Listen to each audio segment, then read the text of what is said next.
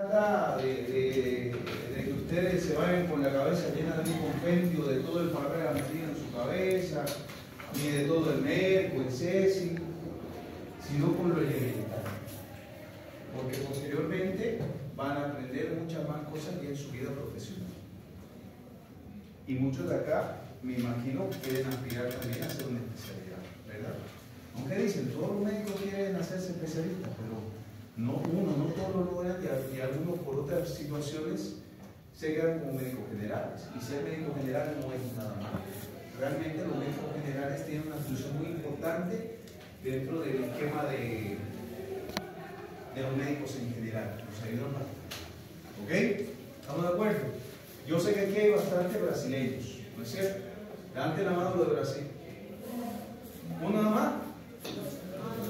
¿Dos nada más? El otro grupo tiene más brasileños que bolivianos. Todos los demás son bolivianos. Peruanos. No hay otro lugar. Os voy a conocerlo rapidito. ¿Ok?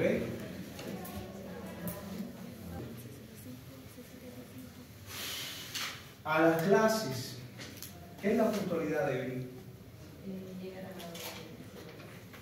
Llegar a la hora de inicio de clase. ¿Qué tú crees? También.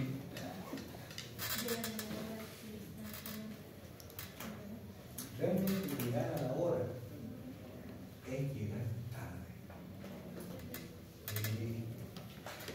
Y hace rato lo hablaba con el otro grupo, pero la puntualidad es una de las virtudes que uno puede generar como ser humano, y como médicos tienen que aprender a ser puntuales. No porque yo lo exija en mis clases, sino porque la vida es así. Es muy desagradable ver a un médico que llegue impuntual a su trabajo. Es muy desagradable ver a un médico que cita a un paciente a las 5 de la tarde y el paciente esté desde las 4:30 porque ve en el médico una esperanza de que pueda curarse. Y el médico llegue a las 6 de la tarde. Qué triste, ¿verdad? No quiero que sean ese tipo de personas. Fórmense bien, están en la etapa de formación. ¿Ok? Aquí en Brasil, en Perú, donde sea, cuando un médico tiene esa calidad de ser puntual, entre otras características que ustedes van a ir formándose, háganlo. Y llegar a la hora es llegar tarde. ¿Ok? Por lo tanto, bien puntuales. ¿Estamos de acuerdo? Está bien. Bueno, dale, para no retrasarme mucho con el otro grupo. ¿Hay preguntas antes de empezar? ¿Alguna duda? ¿Nada? ¿Cómo nos van a calificar? ¿Qué vamos a hacer? ¿Qué esto? ¿No tienen? ¿De qué? ¿Cuál fue el último semestre que dieron ustedes? Séptimo. ¿Qué? ¿Pero qué llevaron? ¿Qué fue la asignatura? Reumato. Sí. Reumato, ¿qué más? Sí. Cardio. ¿Qué? ¿Cirugía? Ah, ¿qué más?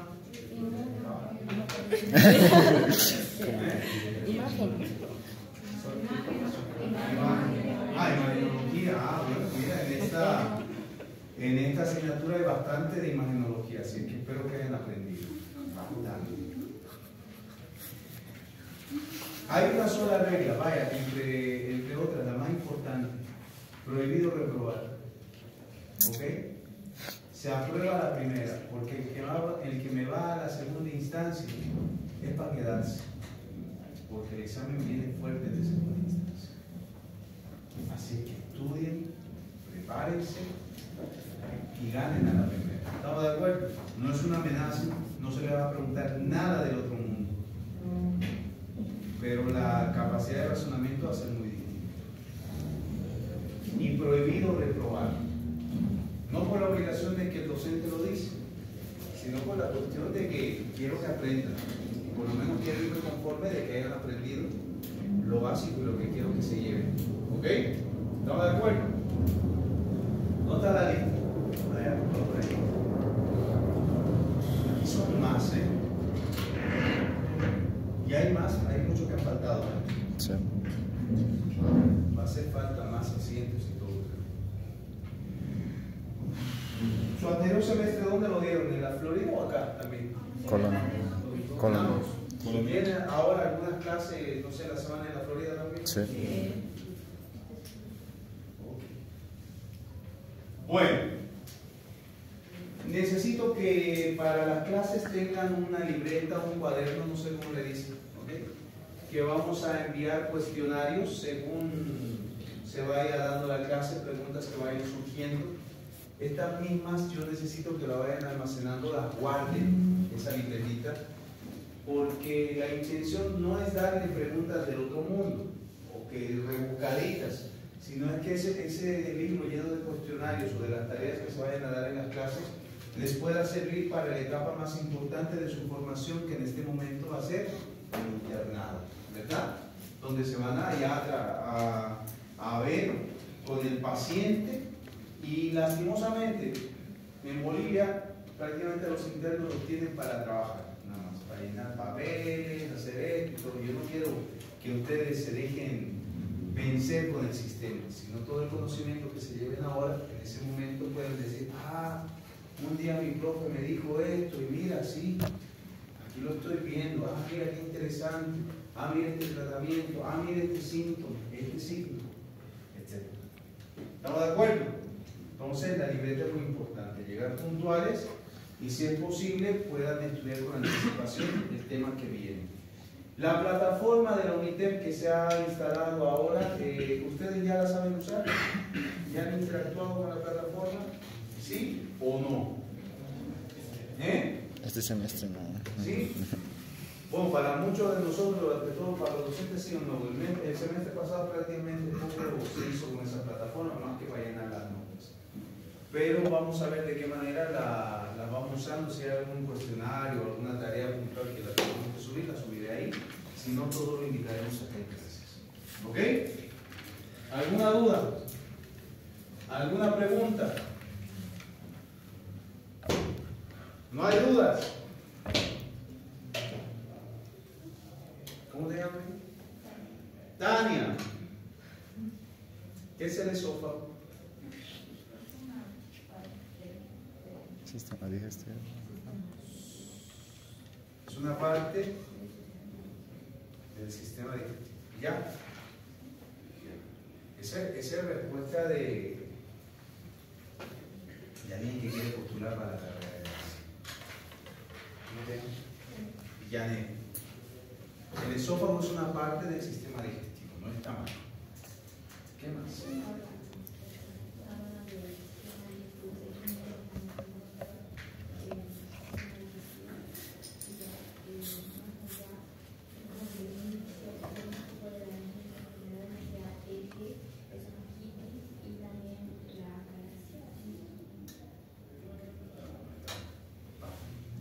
Dani, ¿verdad? No. Yane, tú eres Dani. Procuren que me acuerde de ustedes. Ustedes van a acordar de mí, pero ustedes procuren quedarse en mi mente, como muchos de mis estudiantes que han pasado, que yo los recuerdo con mucho cariño, porque se quedan en la mente del profe los que destacan. Y destacan, para que un día cuando nos veamos y llegue como paciente a su consulta yo, diga, ya, mira, había sido Yané. Me voy a salvar. De repente voy a llegar donde, no sé, donde otro y diga, no, ni modo, que me haga el certificado de función.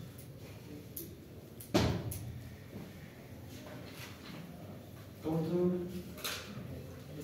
Elvis, ¿qué tú crees? ¿Qué tú crees? ¿Qué han dicho? ¿Qué tú crees de eso? Igual que es un órgano de forma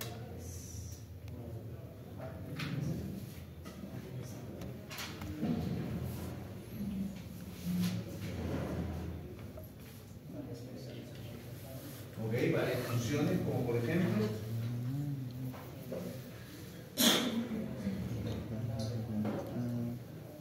ok, transporte dices, ok, ¿qué más?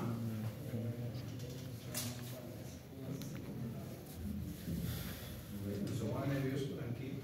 Necesito que uno de ustedes sea mi alumno ayudante. ¿Quién va a ser mi alumno ayudante? No sé cómo le dicen acá. Monitor. ¿Quién? Voluntariamente. ¿Lo escojo al azar? Ofrece el trípode.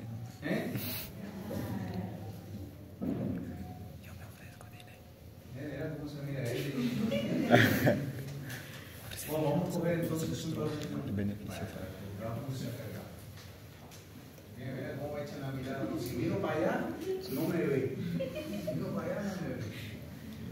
Mira, si lo miro a él, tampoco me ve. Estoy tranquilo. No soy yo. Nadie.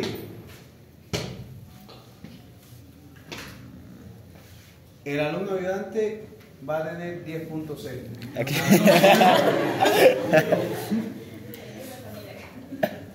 Dale, tú vas a segundo. Y tú también. Los dos, ni los conozco. Que me hace quedar mal. Créeme el grupo WhatsApp, ¿ok? El grupo WhatsApp no es nada más para eso. No, los alumnos de la clase van a llegar muchas cosas, coordinar muchas cosas con todo el grupo, ¿ok? La idea es que la clase sea interactiva, por lo tanto yo necesito que repasen las cosas que ya ustedes saben, ¿ok? Y si pueden, estudien los temas que el temario lo tienen, puesto el cronograma, lo tienen, sabe qué es lo que viene después, ¿ok? Y ante todo que hay grupos que destacan, que son muy preguntones, que saben responder, y hay grupos que son, mira, y el docente depende del grupo. Entonces, si son un grupo así tranquilito, muy pasivo, que se tomaron su amitriptilina, su diazepam antes de venir acá, el docente igualito se toma. ¿Ok? Entonces pónganse actívense para que nos activemos todos. ¿Estamos de acuerdo? Entonces decían que el esófago es un órgano que comunicaba a la boca con el estómago y tenía la función, nos decía por allá, ¿cuál es tu nombre? Elvis. Nos decía Elvis que tenía la función de transportar y transporta o ayuda a ese transporte de ese alimento a través de una función motora que tiene el esófago. ¿Alguien me puede decir cómo se llama esa función motora? Peristaltismo. ¿Cómo? ¿Qué? Peristaltismo. Peristaltismo. Copiame. Levanten la mano para participar. Peristaltismo, ¿verdad? ¿Qué es el peristaltismo? Contracción. La contracción. Porque todo el mundo dice, uno dice, ah, no, sí, no sé qué, así van a votar el domingo. Contracción de la Las redes sociales te salen con todo, mira, no, dicen, ah, sí. Por el tuto, sí, por hambre, ¿por qué va a votar? No les conviene a los viejos que ganen. ¿Qué es el peristaltismo? Son movimientos involuntarios del músculo, dice. A ver.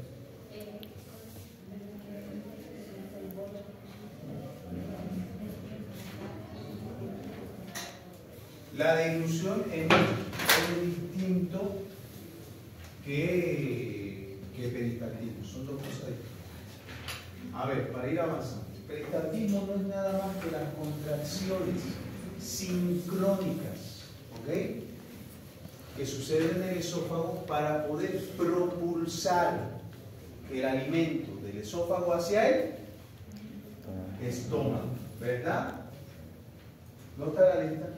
A ver. ¿Cómo te llamas? Maday. Y el peristaltismo será característico únicamente del esófago. Los órganos de ellos.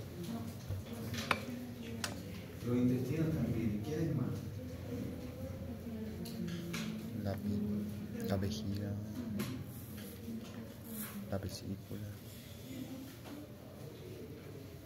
No lo dudes. Tú sabes, dígalo con confianza. Ustedes han estudiado esto. El peristaltismo es una característica de todo el tubo digestivo. Todos tienen peristaltismo. Porque si no hay peristaltismo, no hay movimiento del intestino.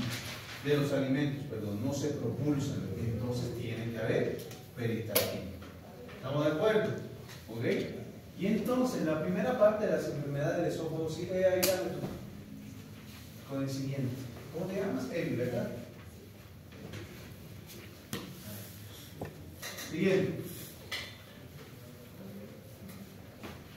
Ok. Entonces, para poder comprender las enfermedades del esófago, primero tenemos que saber qué es normal, para saber entonces qué es lo anormal. Pero antes de conocer qué es lo normal, tenemos que conocer de qué órgano estamos hablando y sus características anatómicas. Entonces, el esófago, como lo han dicho, es un órgano tubular muscular, ¿ok? Que se divide en tres porciones. Tiene una porción cervical, una porción torácica y una porción abdominal, ¿ok? Entonces, eso tienen que conocer. También los médicos en endoscopía, por ejemplo, nos gusta dividirlo en el esófago proximal y el esófago distal. ¿Qué es proximal? ¿Y qué es distal? Como base del centro o la cabeza, entonces proximal es más cerca a la cabeza y distal es más cerca. Perfecto, ¿han entendido? Proximal y distal va a variar ¿de qué?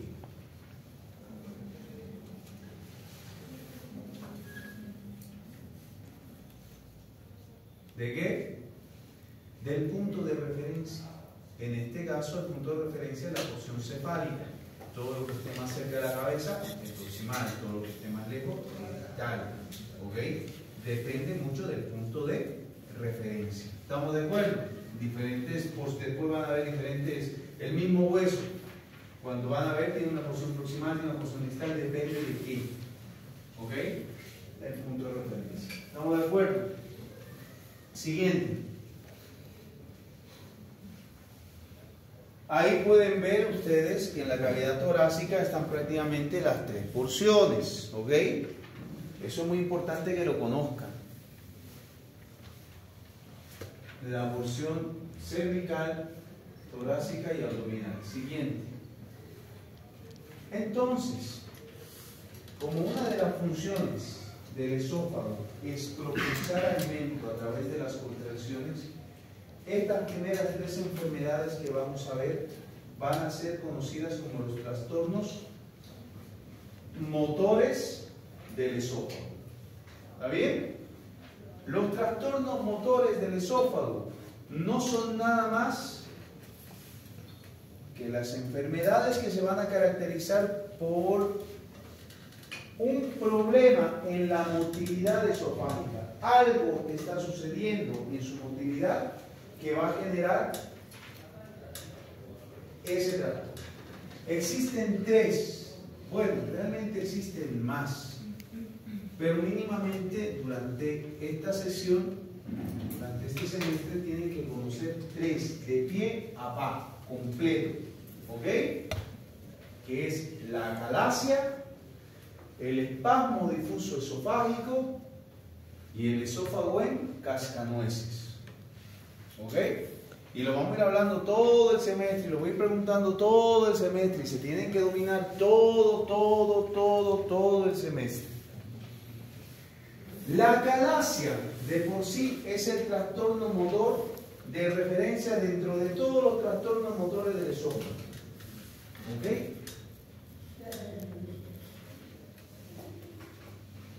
No se ha podido determinar su causa hasta el día de hoy. Es por eso que la acalasia tiene aún una causa desconocida. Sin embargo, se ha podido ver que tiene cierta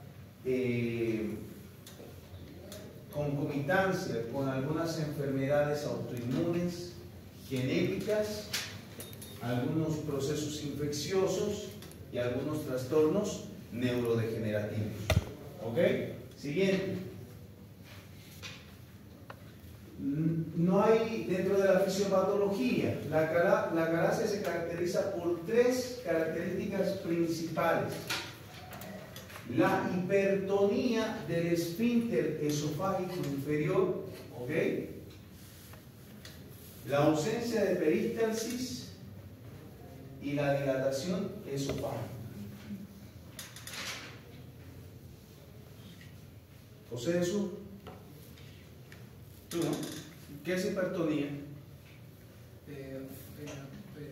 Movimientos en un número mayor al normal. Movimientos. María Fernanda. ¿Qué es hipertonía?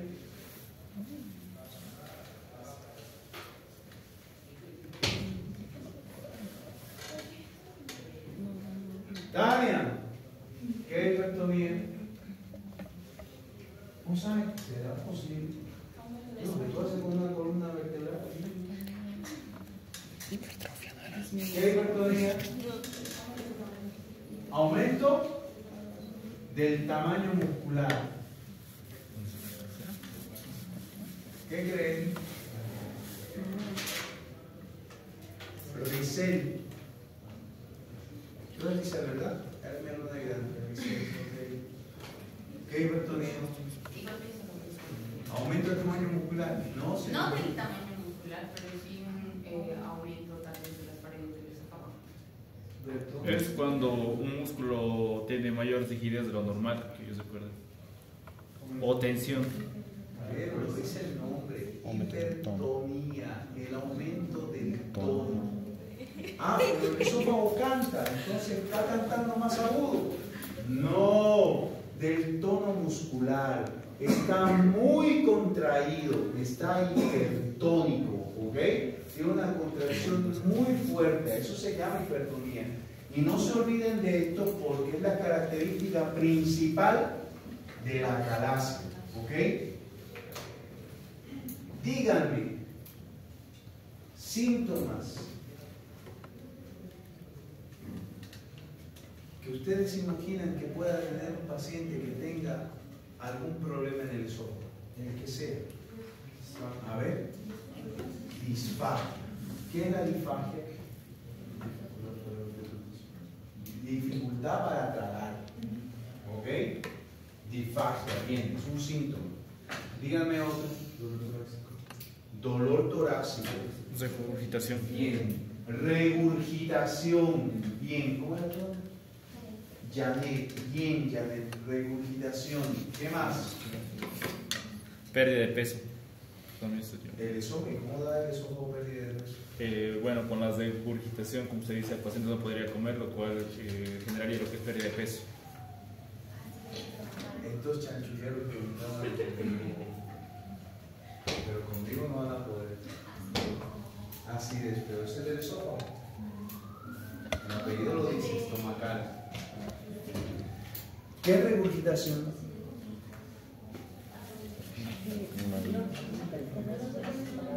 Entonces, No te regurgitas, o sea, lo que comes no lo puedes tragar, pero no está como que devolviendo. ok, va bien. Regurgitación. ¿Qué me puede decir? Regurgitación y vomitar es lo mismo. ¿No? ¿Y qué es vomitar?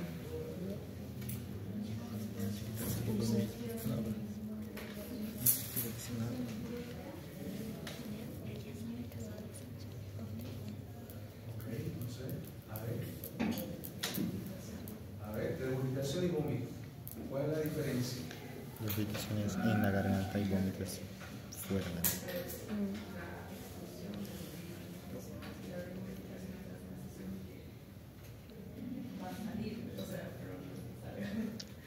¿Sale o no sale?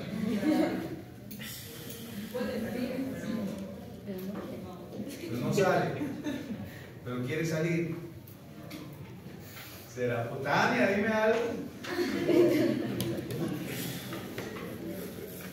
¿Qué tú crees? Eso mismo, no sale, tampoco. Quiere salir, pero no puede. Quiere, pero no puede. Ay, mi madre. ¿Qué tú crees?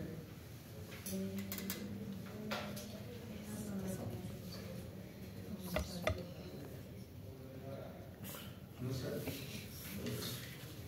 A ver, el vómito. Primera tarea, noten ahí, algún segmento y todo muy motivo.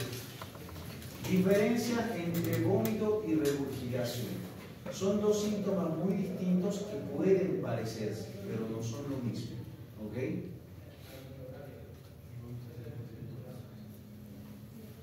Y la calasia, uno de sus síntomas principales es que el paciente con acalasia regurgita. Y regurgita por una razón que lo vamos a ver ahorita. ¿Ok? Siguiente.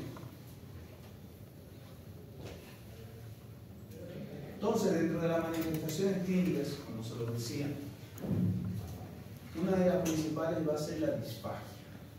Y la disfagia no es nada más que la dificultad para el paso de los alimentos de la boca hacia el estómago. Y la disfagia puede producirse en cualquier nivel. No se comporta igual una disfagia alta que una disfagia baja, que son de las porciones distales del esófago. ¿Okay? La regurgitación en la calacia es el síntoma más característico, tan característico que puede ir en el examen y que se equivocan a pesar de que se les dice. Dolor torácico. ¿Por qué dolerá? Van a ver. Pérdida de peso, como lo decía ya, ¿cómo te llamas? Oliver. Oliver, ¿quién te echó la respuesta? Bueno, supuse por regurgitar, obviamente no vas a poder comer y por eso. Bueno, espero que lo hayas supuesto bien. Vamos a ver. Pérdida de peso, lógicamente, porque el paciente por alguna razón no va a poder pasar los alimentos y se va a desnutrir, ¿verdad? Y la cialorrea, igualmente, la saliva la estamos produciendo constantemente y es uno de los que ayuda a barrer todo el contenido alimenticio en el esófago. Y si no pasa, toda la saliva se va a salir afuera, ¿verdad? Siguiente. Entonces, ¿qué es un manómetro? ¿Qué es el manómetro? Mira que me estoy preguntando todavía qué es la manometría. ¿Qué es un manómetro?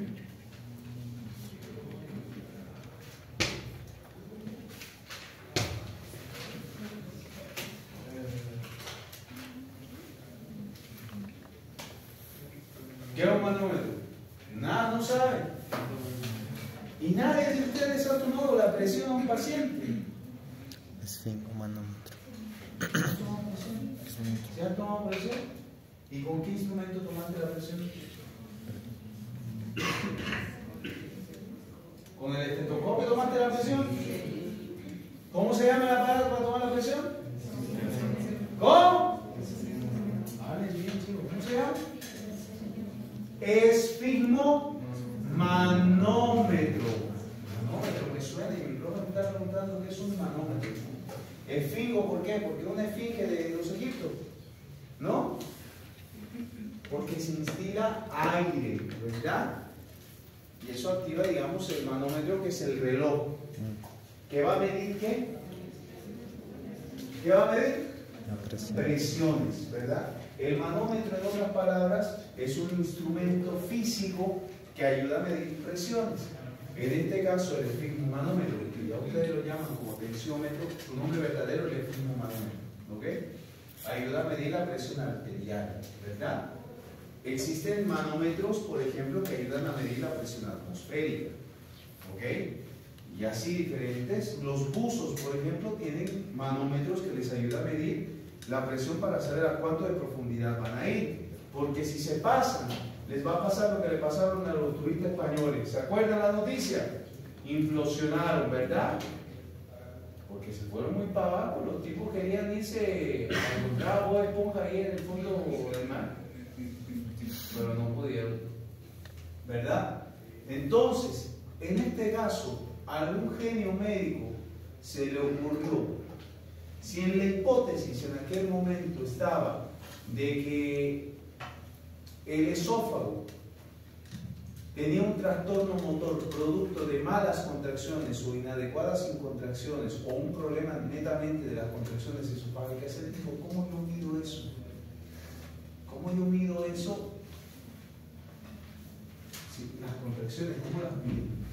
Y a él se le ocurrió, y a una sonda nasogástrica, una especie de sonda nasogástrica, él adaptó eso, le puso un manómetro cada determinado espacio. Todos esos puntos azulitos son manómetros, ¿ok? Son sensores que recepcionan presión.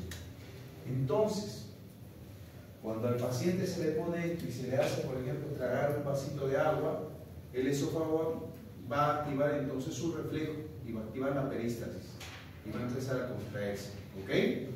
Y esto se sensa en una computadora, como software, y te dice entonces cómo está el funcionamiento de las contracciones motoras de este esófago. ¿Está bien?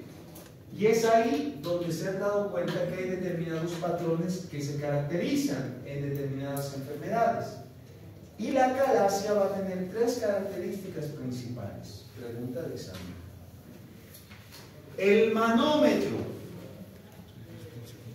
o la manometría, se va a poder observar ausencia de peristalsis en todo el esófago.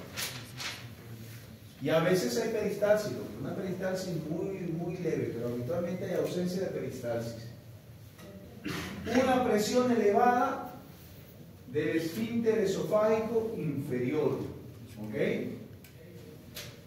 Y consecuentemente una falta de relajación del esfínter esofágico inferior.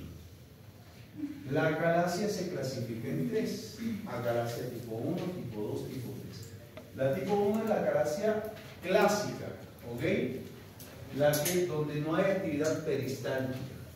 La tipo 2, donde hay compresiones esofágicas, ¿ok? Simultáneas y presurización panesofágica. Y la calasia tipo 3, que es espástica. En esta sí hay contracciones en el cuerpo esofágico, ¿ok? Esa clasificación tienen que saberla, ¿ok? Pero no es... Lo que sí se tienen que saber son las características manométricas. Eso sí, no se pueden ir de esta clase sin saber eso. Siguiente. Diagnóstico.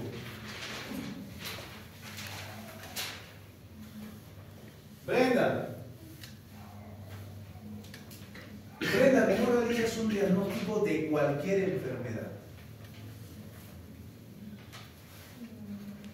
Estoy con Brenda, todo el mundo escuchando y silencio. No, de cualquier enfermedad. ¿Cómo tú realizas el diagnóstico? No sé, dime, ¿qué tú haces? Con la clínica, o sea, con un correcto análisis y con un correcto examen físico puedo llegar al diagnóstico. Y ya los exámenes complementarios me ayudan a confirmar mi diagnóstico. Bien, Brenda, felicidades. Los anteriores semestres no me respondí. Directo me decían, mándale esto, mándale resonancia magnética, no sé qué. Así son y no. La medicina ha crecido en base a esto. La anamnesis, donde se hace el recojo de los signos y síntomas o los síntomas del paciente, ¿verdad? El examen físico que te ayuda a recoger los signos, ¿verdad? O algunos datos que se encuentran que el paciente no te lo refiere. Con eso ya tú tienes una hipótesis diagnóstica y tienes un planteamiento sindrómico y dices, puede ser esto, un síndrome de tal, y haces entonces un planteamiento nosológico. Podría ser esto. E indicas exámenes complementarios para corroborar tu hipótesis y para poder hacer un diagnóstico diferencial y descartar. No es esto porque no tiene esto, no es esto porque no tiene esto, y etcétera, etcétera, etcétera. Así es como se hace en cualquier enfermedad, en cualquiera. Desde una faringoamigdalitis, que es facilito, tiene sus signos, ¿verdad? Tiene sus síntomas, ¿no es cierto? Tiene su síndrome y tiene su diagnóstico nosológico y sus diferenciales. ¿Ok? Lo propio, se interroga, se examina al paciente, ya con eso ya tienes un indicio nosológico, y dentro de los estudios, que pueden ser varios los que se indican, la manometría esofágica, en este caso, es el gold estándar, es el estudio complementario más importante, que nos va a decir prácticamente el diagnóstico, ¿ok? Sin embargo, antes, cuando no existía la manometría, había que basarse en otro tipo de estudios. Hoy en día también se lo indica, pero antes se los usaba más, y es el caso del rayos X, ¿ok? Con bario, que se conoce como un esofagograma validado, ¿ok? ¿Qué es el bario, Yané?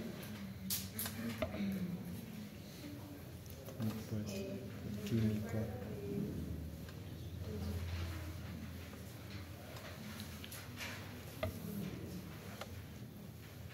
¿Cómo? Eso es cuando pues, al paciente se le hace tomar un líquido que es reactivo para que al momento de hacer el estudio se vea tal vez posibles obstrucciones o alguna parte primario es un contraste. Ese es el término, no un refuerzo. Es un contraste, ¿ok? Que en buena hora no es dañino al cuerpo, pero lo que hace es que no permite que los rayos X pasen a través de él. Es por eso que se pinta blanco en la placa de rayos X. ¿Okay? Eso es muy importante y en mucho tiempo ha sido un método diagnóstico muy importante. Y de ahí que ha salido la primera signo característico, signo radiológico característico de una acarasia, que es el signo de pico de pájaro o pico de ave o punta de lápiz. Hay quien también le dice, ¿ok? No sé si lo han visto, pero ahorita lo vamos a ver. La endoscopía digestiva alta también va, pero no va a ser, muchas veces no es el que te da el diagnóstico. El que te da el diagnóstico es la manometría, ¿ok? Si tuvieran este paciente, ¿cómo te llamas? Cecilia, si tuvieras un paciente, tú estás sospechando que tuviese una acarasia. ¿Okay? Está bien que le indique su manometría, su fagograma varitado, etc. ¿Qué más le indicarías y por qué? O sea, jamás estuve complementario. Estamos en la parte de estudio complementario.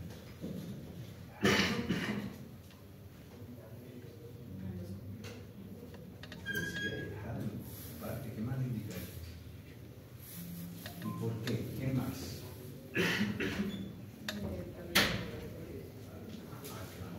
¿Qué laboratorio? ¿Sí? ¿Qué esperarías? Tal vez una mamograma completo, porque si caso que tiene mucho tiempo, entonces tal vez esté anémico. ¿Se dan cuenta?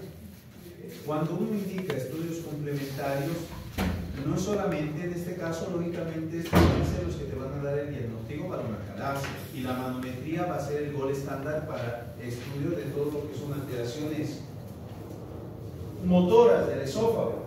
Sin embargo,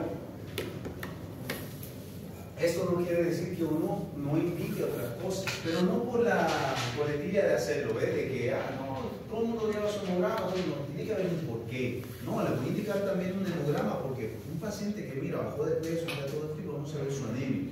Y no es el hecho de que descubrir la anemia, sino es el hecho primero de corroborarla, y porque los datos del hemograma te ayudan hasta decir si es una anemia de qué tipo, ¿verdad? Ya saben diferenciar las anemias por hemograma. Janet, a ver cómo es.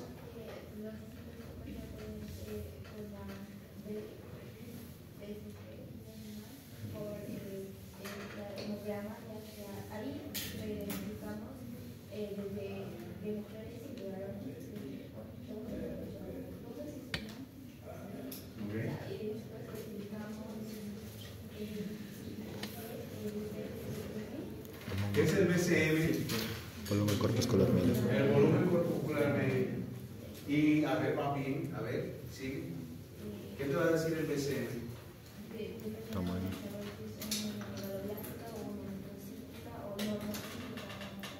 ¿Cuándo te dice que es megaloblástico? El volumen corpuscular medio está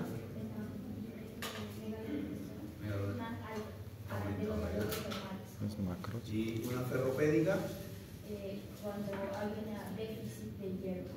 Por lo tanto, el volumen corpuscular medio va a estar disminuido, ¿verdad? Y así, ya no, eso tiene que sabérselo ya. Yo sé que cuando llegan al internado tienen que saber interpretar los resultados del laboratorio, ¿ok? Y estas cosas vamos a tratar de practicarlas en la medida de lo posible.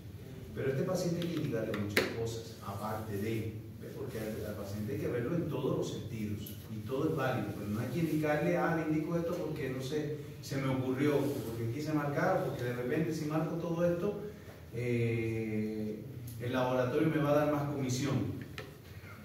Porque así también hay médicos que trabajan así. Cuidado.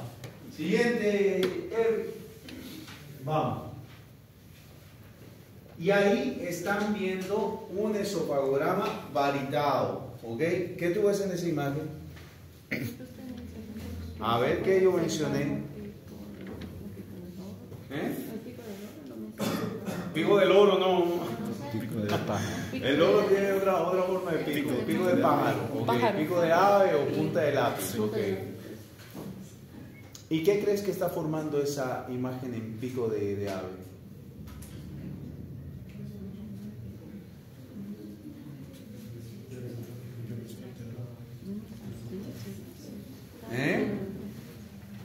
¿Qué está formando esa imagen?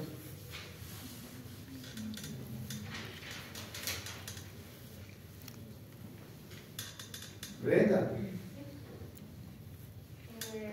Muestra que el esfínter inferior del esófago está demasiado contraído y no está dejando pasar absolutamente. Está hipertónico, ¿verdad?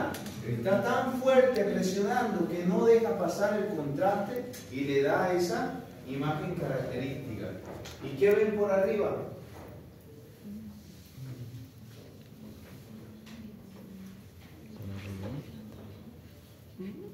Pablo. La parte superior está más dilatada. Dilatación esofágica, según la característica. ¿Se dan cuenta de todo eso lo hemos dicho? La medicina tiene mucho de lógica. Aquí no es tanto cierto que hay cosas que hay que aprendérselas bien, pero la mayoría de las cosas tienen lógica.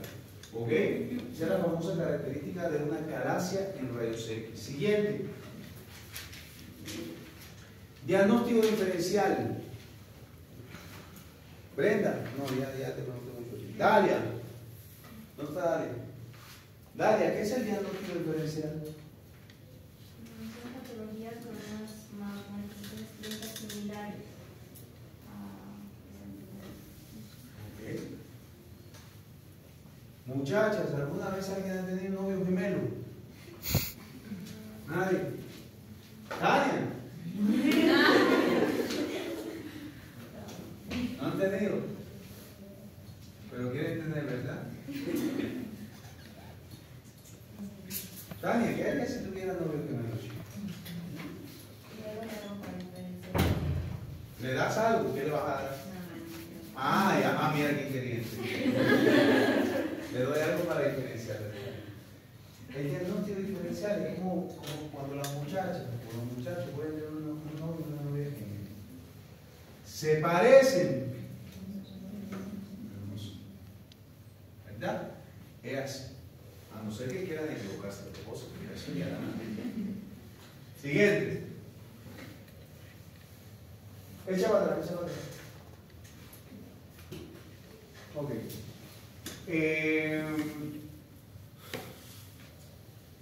Anoten ahí para la siguiente. Quiero que me digan por qué estas patologías, todo esto se les va a pasar en el grupo WhatsApp, no se preocupen. ¿Por qué estas patologías son diagnóstico diferencial de la calasia? ¿Ok? ¿Por qué se parecen y por qué no son? ¿Ok? Siguiente. Tratamiento. El tratamiento de la calasia va ante todo a tratar de aliviar los síntomas mediante la reducción del esfínter esofágico inferior. ¿Ok? Eso va a ser, digamos, el accionar más importante para esta enfermedad. Y hay muchas opciones terapéuticas.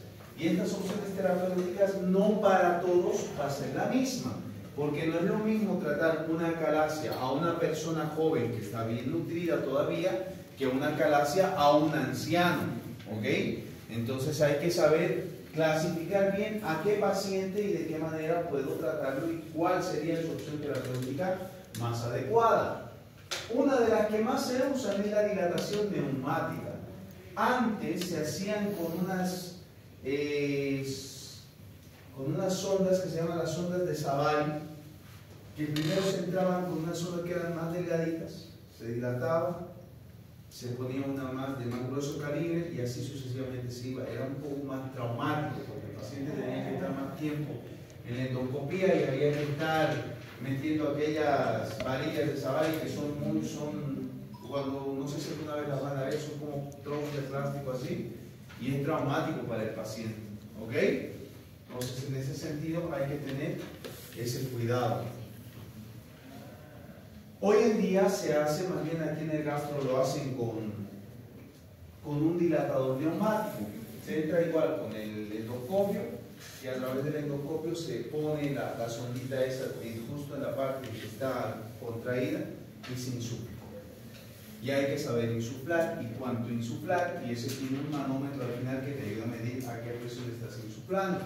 Porque si te pasas, puedes romper el esófago y perforar y se complica.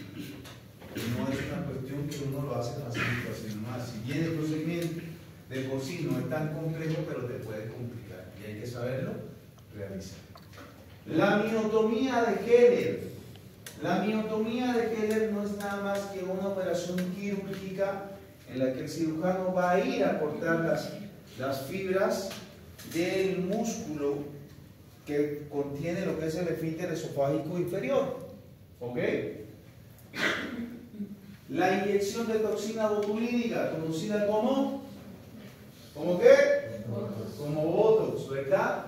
Se lo pone para poder rejuvenecer al esfínter esofágico inferior.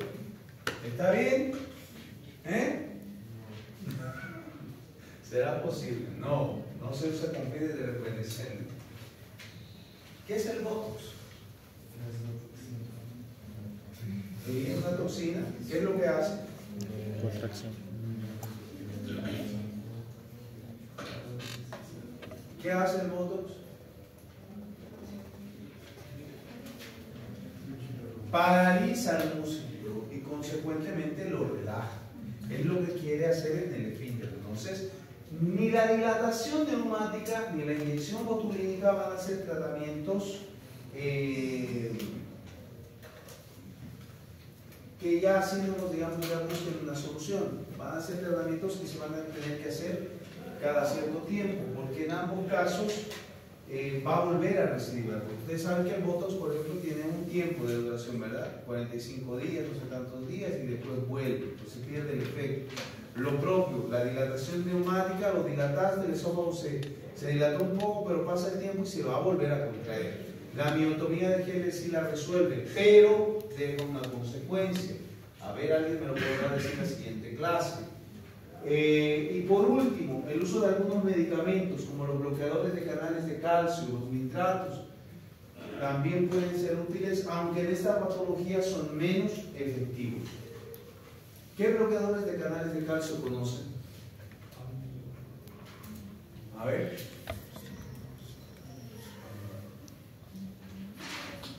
Marco, dime un bloqueador de canal de calcio. Nada. Arnold. No, ni idea. Nada. Roxana. No me acuerdo. Buena respuesta. Mejor que no sé, no me acuerdo. Griseida. ¿No te dice? Griseida. Nada. Tania.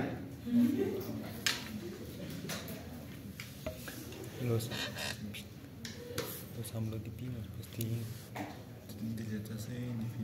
Rosana. ¿Puede ser un bloqueador de canal de calcio? nifedipina, eso. Anota ahí, Grisel, y todo el mundo, sí, para la siguiente. ¿Por qué los bloqueadores de canales de calcio y los nitratos son parte de la terapéutica de un trastorno esofágico motor, en este caso de la calasia y los otros que vamos a ver? Quiero que me expliquen farmacológicamente qué hacen, por qué es una opción terapéutica en estos casos, en algunos. ¿Para qué se usan los bloqueadores de canales de calcio? Ok, va por ahí, me lo van a decir bien en la siguiente clase. ¿Para qué se usan los bloqueadores de canales de calcio? ¿Para qué se usan los nitratos? No, iba a decir, o sea, que también aparte de los nitratos se usa para provocar las nitratos dicen para provocar una vasodilatación. Una vasodilatación, ¿verdad? ¿Y tú crees que en este caso me servirá la vasodilatación para el esófago? No te estoy diciendo que no hace vasodilatación, si lo hace, es muy importante. ¿Para qué enfermedades? En el caso de los nitratos, para una cardiopatía isquémica, ¿verdad? Un infarto miocardio me sufre, pero el paciente se está infartando. Para las anginas también, ¿verdad? Pero tendrá el paciente angina. Los bloqueadores de canal de calcio, ¿para qué se usan? Para bloquear la entrada de... Para la hipertensión arterial. ¿Y ese esófago tendría hipertensión arterial? Por eso la siguiente clase van a decir por qué. Estos fármacos, ¿qué hacen? ¿En qué sentido me sirven? ¿Estamos de acuerdo? Siguiente. Complicaciones. Producto de la acumulación de alimentos, este va a poder generar la esofagitis y el carcinoma, ¿ok? Una de las complicaciones más temidas y entre todas tal vez la que puede ser más temida por los pacientes de larga estadía con esta enfermedad es la presencia del carcinoma de células escamosas. Y anótenlo bien porque todos los cánceres del esófago no son iguales. En este caso te está hablando del carcinoma de células escamosas. Otra complicación menos frecuente, rara pero es posible, la perforación esofágica, que a veces no sucede de manera espontánea, sino secundario al procedimiento como lo hemos hablado, ¿verdad? Y otra de ellas la neumonía por aspiración. El síntoma característico de esta enfermedad será la regurgitación. Y como lo dije con el otro grupo, la regurgitación no es nada más que llenar un vaso de agua. Cuando llenan el vaso de agua, ¿qué pasa? Rebalsa.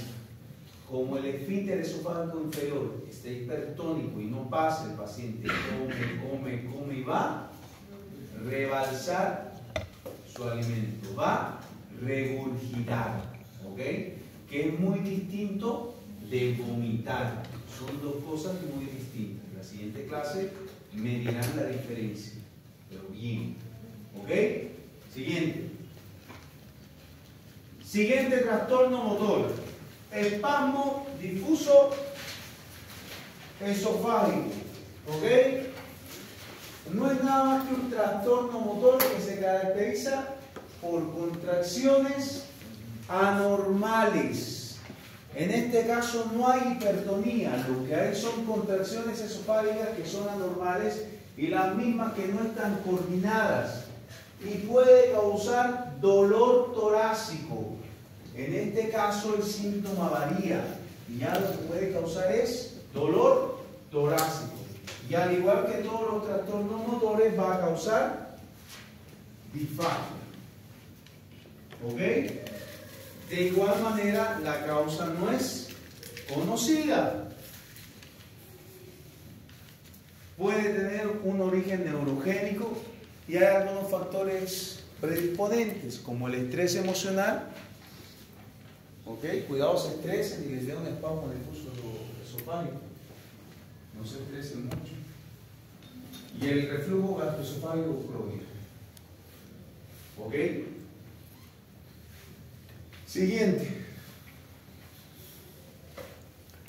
Entonces, dentro de su fisiopatología van a haber tres características. Las contracciones simultáneas o prematuras, que van a ser, la palabra clave es descoordinadas. ¿Ok? Algunos van a tener gran amplitud, lo que va a poder generar muchas veces dolor, ¿ok? Y es la causa del dolor torácico. Va a haber una alteración en la relajación del esfínter esofágico inferior, pero esta no va a ser pronunciada, por lo tanto va a permitir el paso del alimento, aunque en algunos casos puede haber cierta afectación, pero no al nivel de una calasia, y también puede producir regurgitación. Sin embargo, a diferencia de la calasia, la regurgitación no va a ser el síntoma más característico. Y la éstasis alimentaria, al igual que la calasia, pero menos pronunciada, va a existir también. Siguiente. El cuadro clínico se va a manifestar de igual manera: dolor esofágico, disfagia, regurgitación y los síntomas que pueden ser desencadenados por estrés. ¿Ok? Siguiente.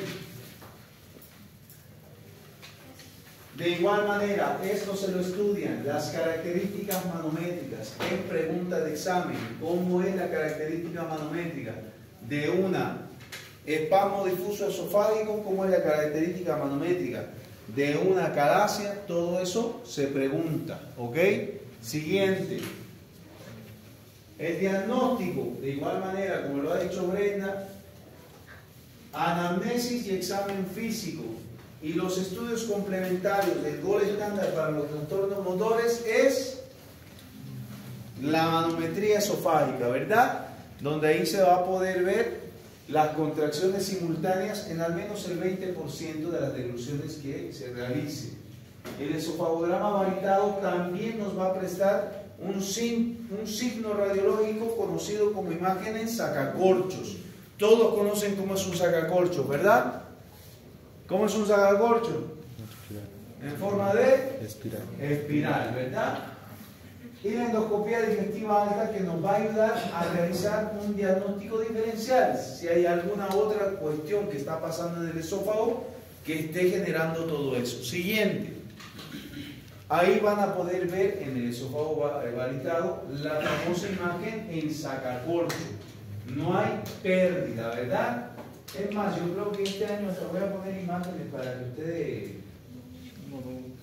vamos a subirle la parada para que escriban la imagen y digan a qué patología corresponde, ¿verdad? Ustedes ya están en ese nivel ya. Siguiente. Diagnóstico diferencial, lo mismo. Lo revisan y la siguiente clase me dicen por qué se diferencian, qué es lo que está pasando ahí. Siguiente. Tratamiento. Acá nuevamente aparecen los calcioantagonistas, los inhibidores de bomba de protones, la toxina botulínica, las dilataciones esofágicas, ¿ok? Y la miotomía quirúrgica también, que en este caso es raramente utilizada. ¿Por qué? Porque el problema no está en el esfínter, no hay tanto el problema ahí. Aquí van a ser otros el abordaje terapéutico. Y quiero que me digan en este caso cuál sería más efectivo. Pregunta: dentro de las opciones terapéuticas, ¿cuál sería el tratamiento de primera línea para un espasmo difuso esofágico? ¿Estás anotando? Eso después, llegando a la siguiente clase, van a entrar presentándome todo el mundo sus cuadernos y yo voy a estar revisando. Siguiente. Siguiente trastorno motor. Esófago en cascanueces. ¿Qué es un cascanueces?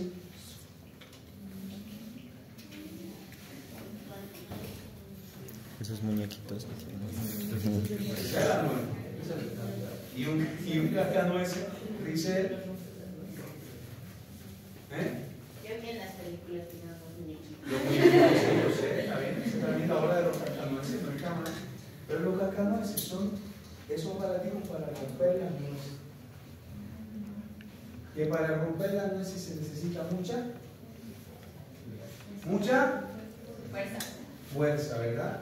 Entonces, todas las enfermedades tienen relación con las cosas en que consisten, para que ustedes se vayan imaginando. Algo está sucediendo acá, que por eso le han puesto ese nombre. ¿Ok? De igual manera, el esófago en cascanueces es un trastorno motor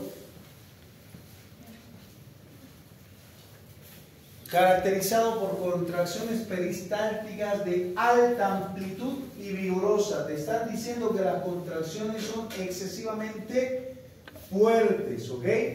Pero a diferencia del espasmo difuso esofágico, estas contracciones sí son coordinadas, no como en el espasmo, que son contracciones descoordinadas.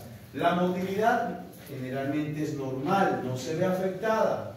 Pero las contracciones, al ser excesivamente fuertes, van a ocasionar ¿qué? ¿Qué van a ocasionar? Lesiones.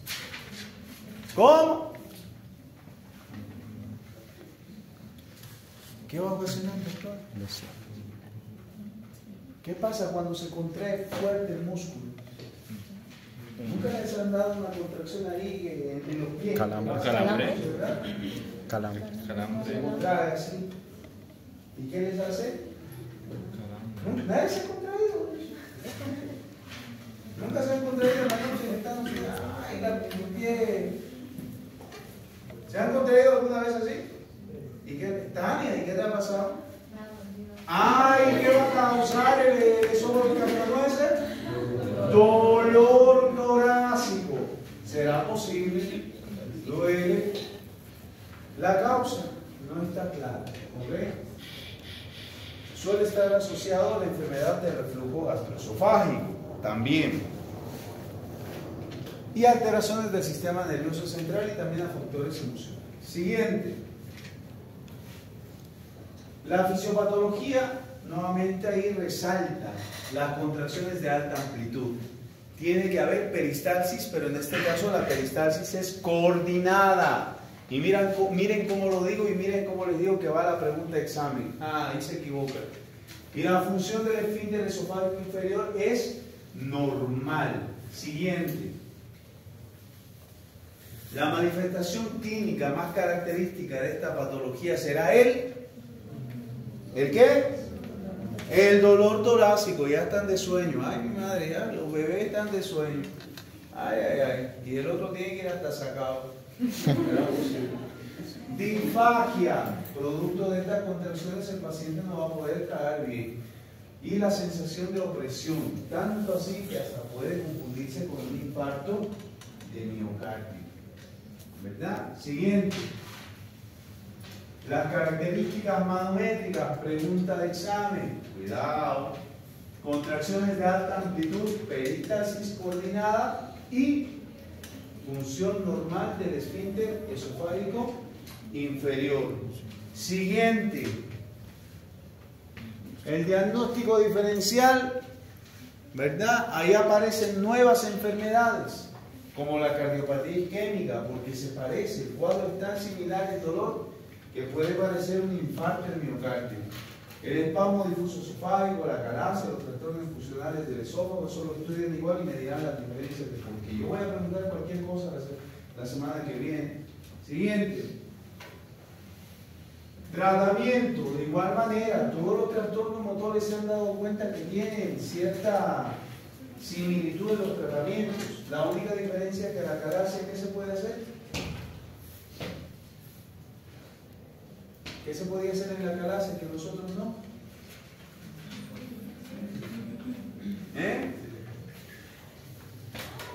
Roxana.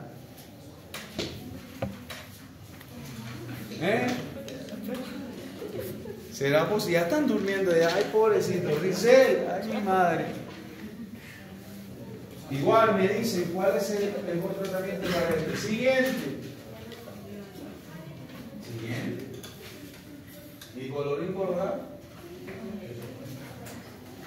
¿Dudas? Tenemos que escribir todo lo que nosotros en el cuaderno tenemos que traer hecho.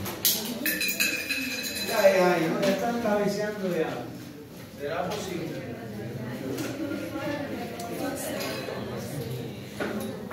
Para la siguiente clase, estudien todo, porque a mí me da por preguntar todo. Traten de... ¿Para dónde vas a ir? Hagan el cuestionario, entrando a la clase y lo revisamos. Posen para la foto. El que no pose